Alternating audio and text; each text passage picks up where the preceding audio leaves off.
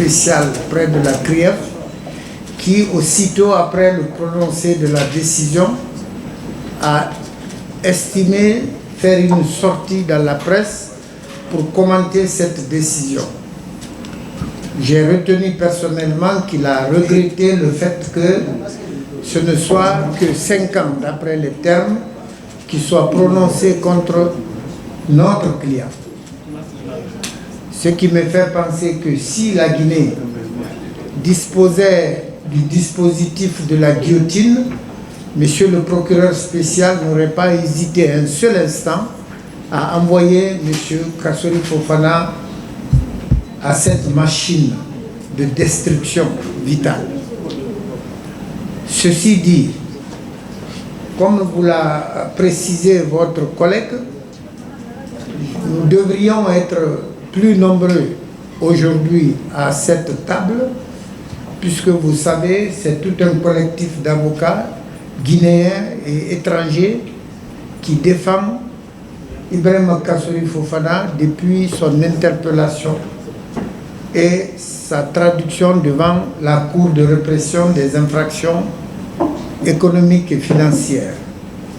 Faute de temps, ou plus précisément de calendrier, beaucoup d'entre eux n'ont pas pu faire le déplacement. Qu'à cela ne tienne, j'essaierai au maximum de moi-même pour vous livrer, n'est-ce pas, le contenu de ce qui aurait pu être dit par l'ensemble des avocats. La première des choses est de retenir, préciser et retenir que cette décision du 25 février dernier a été rendue sur une violation flagrante d'une règle universelle de droit qui interdit à un magistrat de connaître la même affaire plus d'une fois. C'est-à-dire qu'un juge ne peut pas juger et rejuger. Dans le cas d'espèce, le président Souma, qui a prononcé cette condamnation, avait siégé lors de l'audience du 13 décembre, l'audience qui avait autorisé l'évacuation de M. Ibrahima Kassori Fofana vers un centre spécialisé. Alors, que le même juge revienne pour se dédire et rentrer en condamnation contre la même personne, il va sans dire qu'il viole là une règle universelle, parce que dans tous les pays du monde, il est reconnu et admis que le même magistrat ne peut pas statuer 2 fois sur la même question qui lui est soumise. Ceci étant, vous allez constater que la décision qui a été rendue par laquelle Kassori Fofana a été condamné repose essentiellement sur ce qu'il a appelé le constat du refus de Kassori de se présenter, en disant que la non-comparution du prévenu à la barre pour les débats contradictoires permettant d'asseoir une conviction de la Cour sur l'utilisation réelle de la somme de 15 milliards de francs de la Mamri démontre sa mauvaise foi et le rend coupable des faits de détournement du dit montant. Voyez combien de fois, par cette formulation, la décision est légère. Elle est légère en ce sens que chacun sait que Kassori n'est pas allé à la clinique Pasteur de lui-même. C'est suite à une crise qu'il a piqué au niveau de la maison centrale de Conakry et qui a nécessité son évacuation.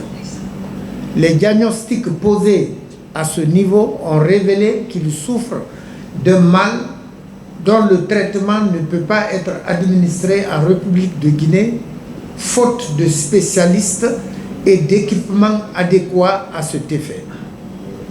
8 rapports médicaux ont été produits pour dire que Kassory est malade au point qu'il ne peut ni s'asseoir, encore moins se tenir debout. Alors, comment un magistrat, avec tout le respect, la considération et l'objectivité qui accompagnent cette qualité, peut affirmer qu'un tel prévenu a refusé de venir? Il aurait été mieux qu'il affirmât que Kassory était dans l'incapacité de se déplacer, ce qui a fait qu'il n'a pas pu comparaître. On l'aurait mieux compris. Mais que malgré cette non-comparution pour cause d'incapacité physique, il est quand même rentré en condamnation. Alors, cela est faux du fait que les rapports médicaux, d'un côté, et le constat posé par les mêmes juges qui se sont déplacés de leur siège à l'hôpital où est admis M. Ibrahima Kassory Fofana, ils ont constaté par eux-mêmes, d'eux-mêmes, que le monsieur ne peut pas comparaître à la barre. Comment peut-on peut-être contredire les rapports médicaux, mais se contredire soi-même après un constat qu'on a personnellement posé d'une situation? Donc, ce n'est pas juste que la Cour ait affirmé que Kassory a refusé de comparaître. Il aurait mieux fait de dire que Kassory a été incapable physiquement de venir à la barre. Plus grave encore, dans aucun code dans le monde entier, il n'est dit que la non-comparution d'un prévenu est une cause de culpabilité. Quelqu'un qui n'est pas venu, est-ce que le fait de ne pas venir le rend coupable? C'est ce que le magistrat guinéen a pu écrire, au risque que ses homologues à l'international puissent lire et constater cette énormité dans la décision du 25 février 2025. Qu'il n'ait pas comparu, on veut bien, mais dire que la non-comparution vaut culpabilité, c'est assez énorme.